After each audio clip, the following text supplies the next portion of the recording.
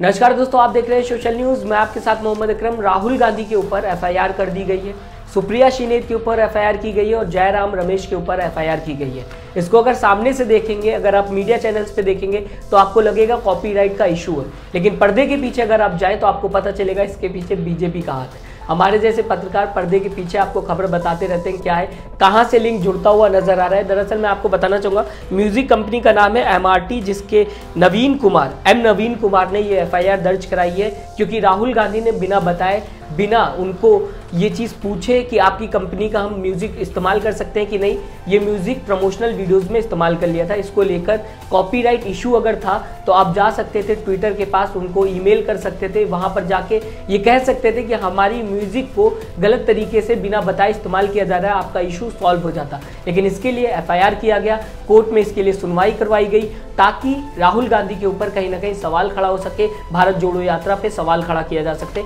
अब मैं आपको दोस्तों बताना चाहूँगा इसके पीछे किस तरीके से बीजेपी का हाथ है। दरअसल नवीन कुमार जो कि इस समय एक्टिव काफ़ी नज़र आ रहे हैं, जिन्होंने ये कहा है कि हमारी म्यूज़िक कंपनी का म्यूज़िक कांग्रेस ने इस्तेमाल कर लिया है। एक खबर की अगर माना जाए तो उन्होंने 2018 में बीजेपी ज्वाइन कर ली थी। आप देख सकते हैं ये वहाँ का लोकल चैनल है जहाँ पर ये बताया जा रहा है कि किस तरीके से नवीन कुमार ने अपने भाई के साथ बीजेपी 2018 में ज्वाइन किया है। अब इसका मतलब क्या समझा जाएगा, आप बीजेपी ज्वाइन करते हुए दिखाई दे रहे हैं आपके भाई के साथ, और साथ ही साथ वीडियो आपके सामने है, चैनल बताता हुआ नजर आ रहा है, इस बात का प्रूफ है। ये लगातार वीडियो सोशल मीडिया पे ट्रेंड होते हुए नजर आ रही है और अब आप राहुल गांधी के ऊपर एफआईआर करवा देते हैं। तो ये आपकी म्यूजिक कंपनी की खुन्नस थी या फिर बीजेपी की तरफ से आपने ये एफआईआर कराई ताकि आपकी पार्टी खुश हो जाए? ये पर्दे के पीछे की बात है। दोस्तों मैं आपको बताना चाहूँगा, दो ट्वीट आपको दिखाना चाहूँगा जिसको देखने के बाद आपको पूरी चीज़ें साफ हो जाएंगी। लेकिन मैं आपको बता दूँ, कांग्रेस को लेकर कर्नाटक हाईकोर्ट ने ये कहा है कि उनके 2 सोशल मीडिया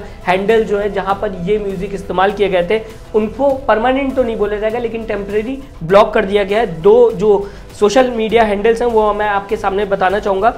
कांग्रेस पार्टी का जो हैंडल है वो ब्लॉक किया गया, इसके साथ ही भारत जोड़ो यात्रा का जो सोशल मीडिया हैंडल था ट्विटर पे, उसको भी ब्लॉक कर दिया गया है। KGF 2 के म्यूजिक को लेके ये पूरा बवाल देखने को मिला। मैं आपको दोस्तों एक और बात बताना चाहूँगा, जहाँ पर राहुल गांधी के ऊपर सवाल उठता हुआ दिखाई दिया क्योंकि उन्होंने बिना परमिशन के ये गाने का इस्तेमाल कर लिया अपनी वीडियो के अंदर। मैं आपको बताना चाहूँगा, प्रधानमंत्री नरेंद्र मोदी ने खुद इस गाने का इस्तेमाल किया है। अब ऐसा क्यों हो रहा है इस देश में कि अगर हम करें तो गलत, तुम करो तो सही? अगर एक ही काम दोनों पार्टी करते हुए दिखाई दे रही तो दोनों के ऊपर क्यों नहीं एफआईआर की गई? क्या सच में इसमें बीजेपी का हाथ है? क्योंकि अगर प्रधानमंत्री नरेंद्र मोदी अपनी वीडियोज़ में यही गाना इस्तेमाल करते हैं तो उनको पूरी तरीके से परमिशन मिल जाती है, उनको पूरी तरीके से छूट दे दी जाती। लेकिन राहुल गांधी करते तो उनके ऊपर एफआईआर करा दी जाती। बल्कि अगर चाहते ही कंपनी तो इस वीडियो को लेकर एक ईमेल डाल सकती थी, बहुत सिंपल सा प्रोसेस था, और कहीं ना कहीं राहुल गांधी को वहां से ईमेल आ जाता या फिर कांग्रेस को ईमेल आ जाता कि आप ये 2 जो गाने हैं इनको रिमूव कर लीजिए। अब मैं आपकी आंखों के सामने दोस्तों वो 2 ट्वीट लाना चाहूँगा जिसको देखने के बाद आपको लगेगा किस तरीके से आज पर्दे के पीछे काम करते हुए पार्टी दिखाई दे रही। गुरुराज अंजन लिखते हुए दिखाई देते हैं, uh copyright act #breaking news, MRT company Naveen Kumar, who filed a complaint against the Congress in Bengaluru court, is a member of BJP in Karnataka. Naveen Kumar is a director of Lahiri and MRT. Manohar Naveen Kumar joined the BJP in 2018 with his brother लहरी वीलू।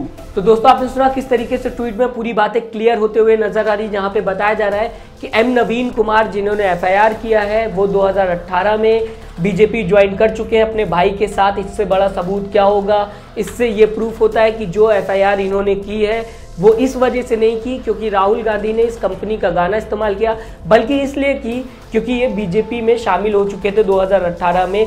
ये FIR BJP की तरफ से ही मानी जाएगी, ना कि किसी company के ऑर्गेनाइजर की तरफ से, ना ही KGF 2 की तरफ से। मैं आपको दोस्तों ये भी बताना चाहूँगा, इसके बाद एक ट्वीट और देखने को मिल रहा है जहाँ पे थोड़ी और बात आपको समझ में आएगी, आगे क्या होता हुआ दिखाई दे रहा है। गोविंद प्रताप सिंह लिखते हुए नजर आते हैं, #KGF फिल्म का साउंड ट्रैक राहुल गांधी की वीडियो पर लगा तो केस हुआ।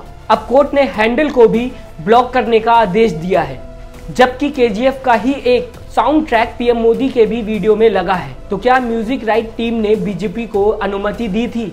यदि नहीं तो अब क्या? तो दोस्तों आपने सुना, राहुल गांधी जिस म्यूजिक का यूज करते हुए दिखाई दे रहे हैं उसी सेम म्यूजिक का इस्तेमाल प्रधानमंत्री नरेंद्र मोदी भी करते हुए दिखाई दे रहे हैं अपनी इस वीडियो में। वही सेम गाना चलाते हुए बीजेपी भी दिखाई दे रही है, लेकिन बीजेपी के ऊपर कोई भी कॉपीराइट क्लेम नहीं डालेगा, कोई भी कॉपीराइट को लेकर एफआईआर नहीं करेगा। इस तरीके से राजनीति होते हुए दिखाई दे रही, इस तरीके से दोहरी राजनीति होते हुए दिखाई दे रही।